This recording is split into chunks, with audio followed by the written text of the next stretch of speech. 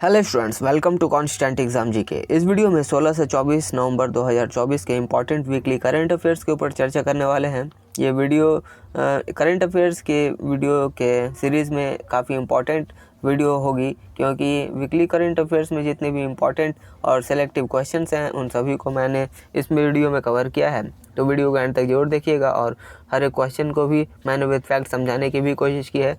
तो वीडियो को एंड तक देखना आपके लिए काफ़ी ज़रूरी हो जाता है। और अगर आप हमारे चैनल पर नए हैं तो हमारे चैनल को भी जरूर सब्सक्राइब कर लीजिएगा, क्योंकि इस तरह के वैल्यूएबल वीडियोस मैं आपके लिए हमेशा लेकर आता रहता हूं। तो चलिए बिना टाइम वेस्ट किए वीडियो करते हैं स्टार्ट। पहला क्वेश्चन है, कौन सा देश अपने जलवायु नेतृत्व और समाधान को प्रदर्शित करने के लिए बाकू में COP29 में एक राष्ट्रीय मंडप की मेज़बानी करेगा? ऑप्शन 1 संयुक्त अरब अमीरात। संयुक्त अरब अमीरात जो कि बाकू अजरबैजान में पार्टियों के 29वें COP29 यानी 29वां सम्मेलन है, और यह जलवायु कार्रवाई को एक साथ तेज करना, इसके थीम के तहत एक राष्ट्रीय मंडप की मेज़बानी किया जा रहा है। और यह मंडप जलवायु वित्त, डीकार्बोनाइजेशन और खाद्य प्रणालियों और जल की कमी के लिए अभिनय समाधानों सहित विभिन्न पहल के माध्यम से जलवायु परिवर्तन को संबोधित करने के लिए यूएई की प्रतिबद्धता को उजागर करता है। किस भारतीय बैंक ने सिंगापुर फिनटेक फेस्टिवल में एपिक्स के साथ साझेदारी में इनोवेशन हब लॉन्च किया है? भारतीय स्टेट बैंक ने सिंगापुर फिनटेक फेस्टिवल में APIX के साथ साझेदारी में SBI इनोवेशन हब लॉन्च करके वित्तीय नवाचार और डिजिटल परिवर्तन को आगे बढ़ाने में एक महत्वपूर्ण कदम उठाया है। यह पहल वैश्विक फिनटेक स्टार्टअप और इनोवेटर्स को SBI के विविध ग्राहक आधार की ज़रूरत को पूरा करने वाली अगली पीढ़ी के वित्तीय समाधान बनाने के लिए एक समर्पित स्थान प्रदान करती है। 97वें वार्षिक आम बैठक में नए फिक्की अध्यक्ष के रूप में कौन कार्यभार संभालेंगे? Right answer option 3 Harshvardhan Agarwal. Emami Limited के उपाध्यक्ष और प्रबंध निदेशक हर्षवर्धन अग्रवाल ये अनीश शाह की जगह लेकर फिक्की के नए अध्यक्ष बनने हैं।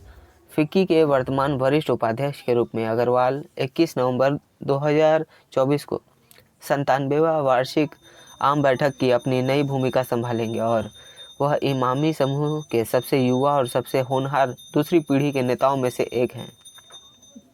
नेक्स्ट क्वेश्चन है, कौन सा देश Q3 में यूनिट वॉल्यूम के हिसाब से वैश्विक स्तर पर दूसरा सबसे बड़ा स्मार्टफोन बाजार बन गया है? Right answer option 1 Bharat. जी हाँ, भारत के स्मार्टफोन बाजार ने उल्लेखनीय वृद्धि हासिल की है, जो 2024 की तीसरी तिमाही में यूनिट वॉल्यूम के हिसाब से दुनिया में दूसरा सबसे बड़ा बाजार बन गया है। वैश्विक स्मार्टफोन शिपमेंट में 15.5% हिस्सेदारी के साथ भारत केवल चीन के 22% बाजार हिस्सेदारी से पीछे है। नेक्स्ट क्वेश्चन है, श्रीहरिकोटा से परिक्षेपित होने वाले प्रोबा 3 मिशन के लिए कौन सी अंतरिक्ष एजेंसी जिम्मेदार है? यूरोपीय अंतरिक्ष एजेंसी प्रोबा 3 मिशन का नेतृत्व कर रही है, जो सटीक संरचना, उड़ान और सौर अवलोकन में एक अग्रणी उद्यम है। इस मिशन में 2 छोटे उपग्रह कोरोनाग्राफ स्पेसक्राफ्ट और अल्कुटन स्पेसक्राफ्ट ये सभी शामिल हैं, और जो कि सूर्य के कोरोना की छवि बनाने के लिए एक साथ काम कर रहे हैं। किस प्रकार का बाजरा माइक्रोटॉक्सिन से जुड़ा है जो बांधवगढ़ टाइगर रिजर्व में हाथियों की मौत का संभावित कारण बना था? हाल ही में हाथियों की कुछ खाने से मृत्यु हो गई थी, और उसमें कुछ इस तरह के टॉक्सिक मटेरियल्स मिले थे। तो राइट आंसर कोदो बाजरा। ये कोदो बाजरा ही खाकर मरे थे, और ये एक कठोर सूखा सहिष्णु फसल है जिसकी उपज उच्च क्षमता होती है, और भारत में विशेष रूप से मध्य प्रदेश में इसकी व्यापक रूप से खेती की जाती है। हालांकि यह माइकोटॉक्सिक विशेष रूप से साइलोपियाजोनिक एसिड से जुड़ा हुआ था, जो एक कोदो विषाक्त का कारण बन सकता है और यह स्थिति तंत्रिका और हृदय प्रणाली को प्रभावित करती है, जिसमें उल्टी, चक्कर आना और बेहोशी जैसे लक्षण शामिल होते हैं। हाल ही में हरिंदर सिंह सोढ़ी का निधन हो गया, जो कि किस खेल के लिए प्रसिद्ध थे? पोलो खेल से संबंधित है और इनका उम्र 86 वर्ष था। नेक्स्ट क्वेश्चन, सेमीकंडक्टर टेक्नोलॉजी और चिप डिज़ाइन में प्रोफेशनल डिप्लोमा प्रोग्राम शुरू करने के लिए मोसार्ट लैब्स ने किस संस्थान के साथ सहयोग किया है? ऑप्शन 2 IIT भुवनेश्वर के साथ। जी हाँ, मोसार्ट लैब में सेमीकंडक्टर औद्योगिक और चिप डिज़ाइन में व्यावसायिक डिप्लोमा कार्यक्रम की पेशकश करने के लिए IIT भुवनेश्वर के साथ साझेदारी की है, जो एनालॉग और डिजिटल डिज़ाइन जैसे VLSI विशेषज्ञताओं पर ध्यान केंद्रित करता है।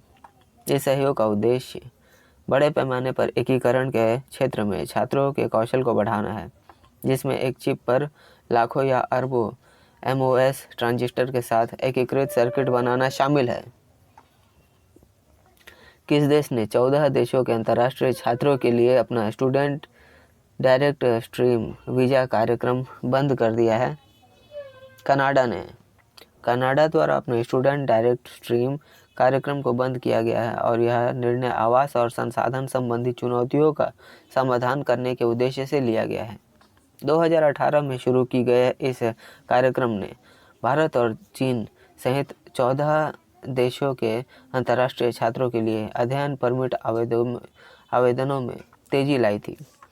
SDS कार्यक्रम को समाप्त करके कनाडा कार्यक्रम की अखंडता को मजबूत करना, सभी छात्रों के लिए समान पहुंच सुनिश्चित करना और स्थानीय संसाधनों पर दबाव कम करना यह चाहता है।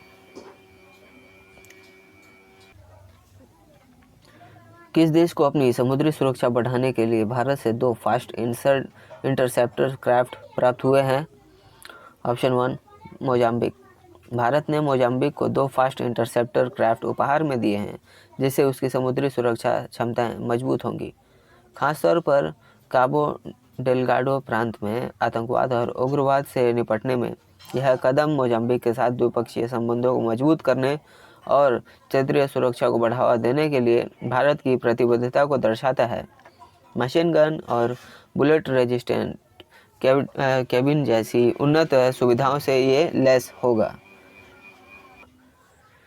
अगला क्वेश्चन है, 5वां राष्ट्रीय EMRS सांस्कृतिक और साहित्यिक महोत्सव और कला उत्सव 2024 कहाँ आयोजित किया जाएगा?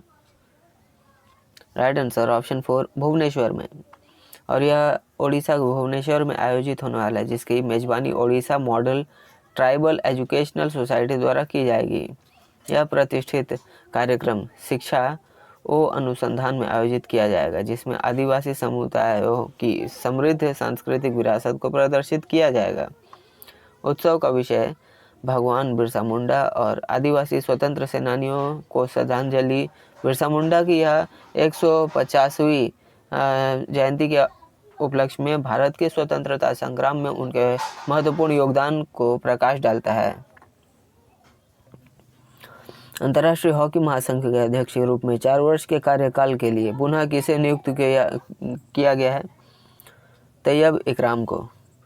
ओमान के मस्कट में आयोजित यह 49वीं FIH वैधानिक कांग्रेस के दौरान तैयब इकराम को 4 साल के कार्यकाल के लिए अंतर्राष्ट्रीय हॉकी महासंघ के अध्यक्ष के रूप में फिर से चुना गया है।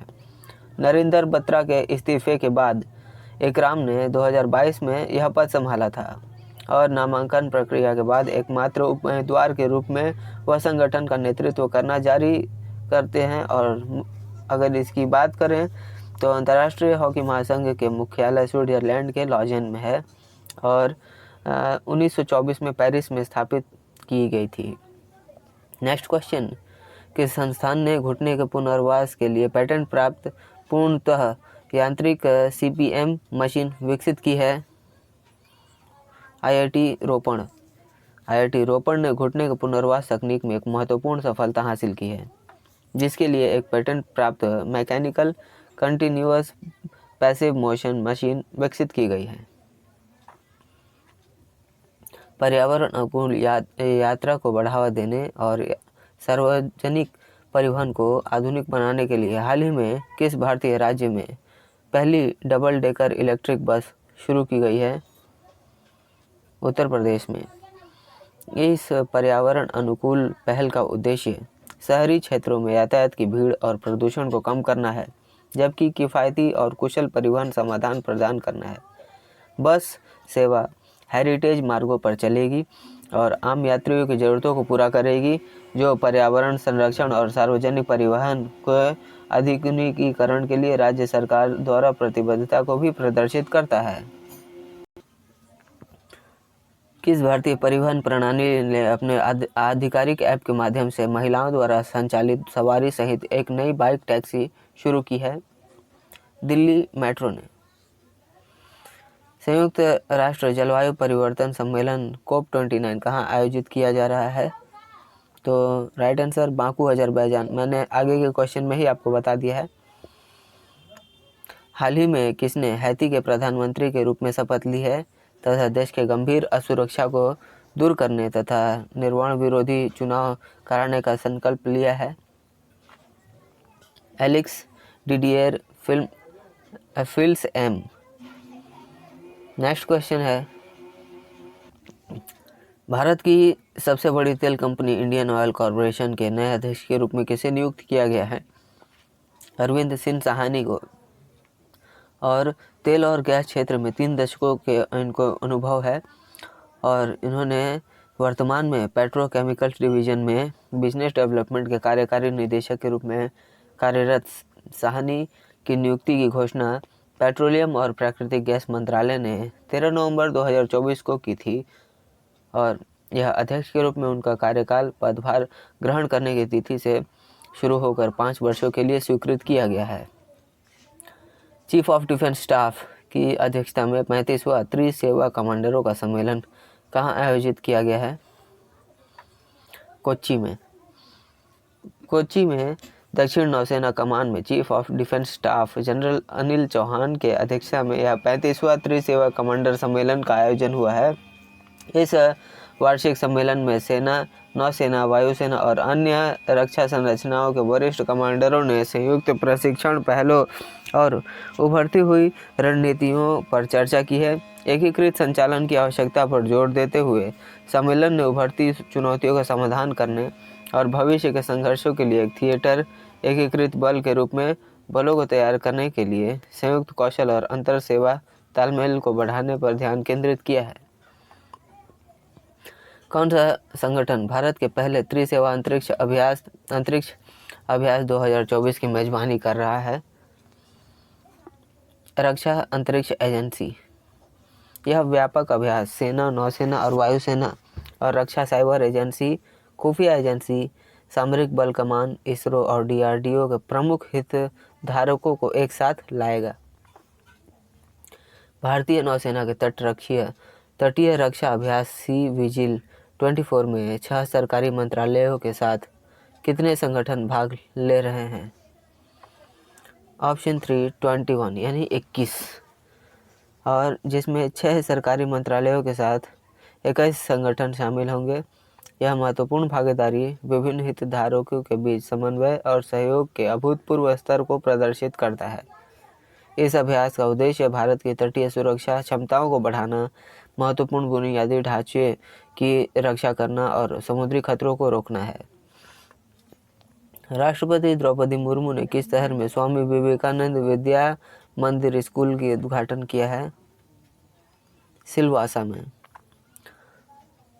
नेक्स्ट क्वेश्चन, उष्णकटिबंधीय तूफान का नाम क्या है जो उत्तरी होंडुरास में आया और जिससे मध्य अमेरिका और दक्षिण मैक्सिको में बाढ़ का खतरा पैदा हो गया है?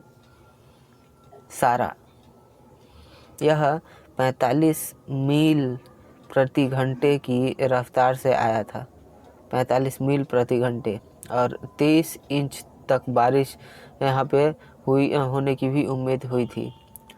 नेक्स्ट क्वेश्चन, कौन सा भारतीय प्रौद्योगिकी संस्थान 6G और सैन्य संचार सुरक्षा बढ़ाने के लिए बुद्धिमान रिसीवर विकसित कर रहा है? Option 3 IIT Indore. Fumio Kishida के पद छोड़ने के बाद जापान के 103वें प्रधानमंत्री कौन बने हैं? Shigeru Ishiba. DRDO द्वारा विकसित उस हथियार प्रणाली का नाम क्या है जिसने हाल ही में उड़ान परीक्षणों की एक श्रृंखला सफलतापूर्वक पूरी की? PINAKA। अमेरिकी राष्ट्रपति ट्रंप ने राष्ट्रीय खुफिया निदेशक के रूप में किसे नियुक्त किया है? तुलसी गब्बार्ड को। अमेरिका सेना के नेशनल गार्ड की अनुभवी और पूर्व डेमोक्रेट से रिपब्लिकन बनी तुलसी गब्बार्ड को अमेरिकी राष्ट्रपति ट्रंप ने राष्ट्रीय खुफिया निदेशक के रूप में पद पर नियुक्त किया है। भागवत गीता पर शपथ लेने के बाद भारत में पहली बार चर्चा में आई गब्बार्ड और उन्होंने अमेरिकी कांग्रेस में सेवा करना और 2020 में ही राष्ट्रपति पद से चुनाव लड़ना, इनके कुछ एक्स्ट्रा करिकुलर इसमें शामिल थे। किस जापानी प्रौद्योगिकी समूह ने दुनिया का पहला AI और 5G एकीकृत दूरसंचार नेटवर्क, जिसे 5G AI RAN के रूप में जाना जाता है, लॉन्च करने के लिए एनवीडिया के साथ साझेदारी की है? सॉफ्टबैंक। यह नवाचार समवर्ती AI और 5G कार्यभार को सक्षम बनाता है, पारंपरिक बेस स्टेशनों को राजस्व उत्पादक AI कंप्यूटिंग हब में बदल देता है और साझेदारी ने जापान के कनागावा में तकनीक का सफलतापूर्वक परीक्षण भी किया है। तो स्टूडेंट्स, ये थे आज के हमारे जितने भी इम्पोर्टेंट और सिलेक्टिव क्वेश्चंस थे, उन सभी को मैंने इस वीडियो में कवर करने की कोशिश की है। आशा करता हूँ आप सभी को इन सारे इन क्वेश्चंस को समझने में आसानी हुई होगी। और अगर आप हमारे वीडियो को पसंद आई है तो इस वीडियो को अधिक से अधिक उन लोगों को जरूर शेयर करिए जो कॉम्पिटिटिव एग्जाम्स की तैयारी करते हैं, ताकि उन्हें भी इन सारे क्वेश्चंस का हेल्प मिले। और वीडियो पसंद आई है तो वीडियो पर एक लाइक ज़रूर करिएगा, और इसे चैनल पर नए हैं तो चैनल को भी जरूर सब्सक्राइब कर लीजिएगा, क्योंकि इस तरह के वैल्यूएबल वीडियोस मैं आपके लिए हमेशा लेकर आता रहता हूं। अगर आपको हमारे पिछले वीडियोस को भी देखना है तो आप हमारे चैनल पर चेकआउट कर सकते हैं, जहां मैंने डिफरेंट टॉपिक्स के ऊपर प्लेलिस्ट बनाई हुई है। बट सारे टॉपिक्स आपके किसी भी कॉम्पिटिटिव एग्जाम्स के लिए काफ़ी इंपॉर्टेंट हैं, जहां से आपको 2 से 3 क्वेश्चन हर एक टॉपिक से देखने को मिल जाएंगे। तो आप उन टॉपिक्स को भी ज़रूर कवर करिए। तो मिलते हैं नेक्स्ट वीडियो में, तब तक के लिए कीप वॉचिंग, कीप प्रिपेयरिंग।